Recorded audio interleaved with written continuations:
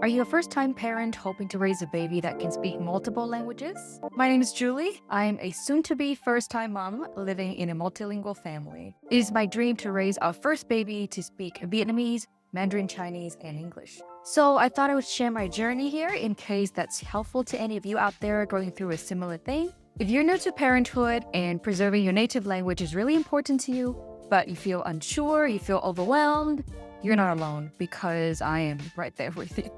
Or if you're further along in your multilingual parenting journey and you've got tips and tricks that have worked for you or things that didn't work, I'd love to hear them, so please share them below.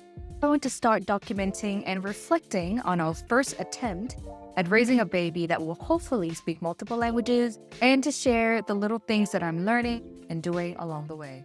So a bit about me, I was born and raised in Vietnam, and I moved to Australia in 2017 for work. And this is where I later met my husband, who is Singaporean. I'm fluent in Vietnamese and English. He's fluent in Mandarin Chinese and English. And so naturally, we communicate with each other in English. Languages have always played a huge role in our lives.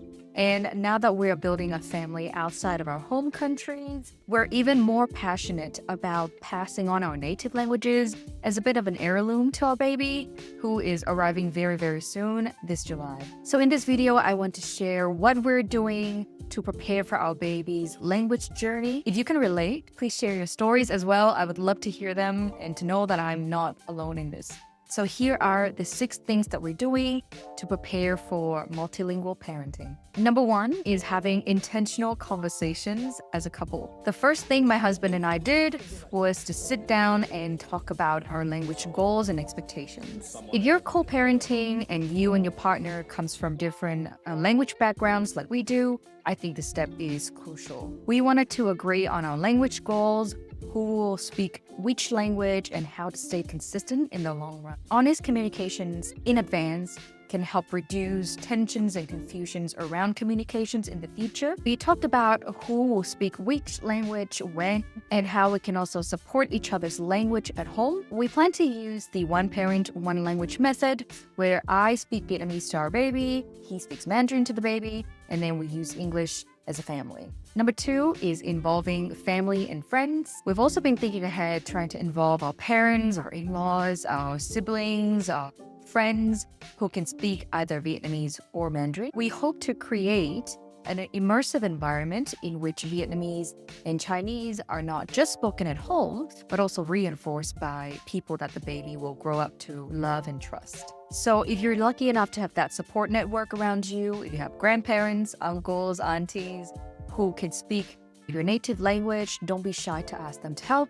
It will make a world of difference. Number 3 is speaking to my baby in my native language even before birth. I still have a few months to go, but I've been trying to make a conscious effort to speak to my baby in Vietnamese. I don't know if anyone else does this, but I am someone who thinks out loud a lot, so I talk to myself a lot.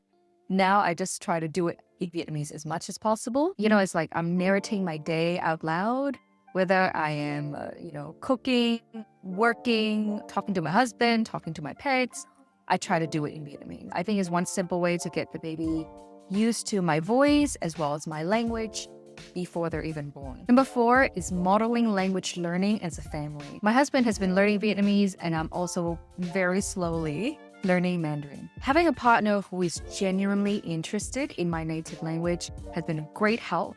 It makes the whole process feels a lot more natural. It also helps me to reconnect with Vietnamese in a more intentional way. We want to model what it looks like to be a language learner even as adults. This way, our baby will grow up in a family where learning a new language is the norm, and no one feels singled out or pressured. Plus, it helps my husband and I to reinforce each other's native language so that our baby also gets more exposure. Number 5 is joining supportive communities. I have found so much encouragement and affirmation through Facebook groups, on Instagram, YouTube, all focused on multilingual parenting. These spaces have been so helpful, not just for tips and ideas, but also for encouragement and connection. Hearing other families' experiences and stories have made me feel less lonely and more hopeful. Everyone has got a different approach, and that's okay. So if you're feeling unsure or overwhelmed, I highly recommend joining these communities. You don't need to figure it out on your own.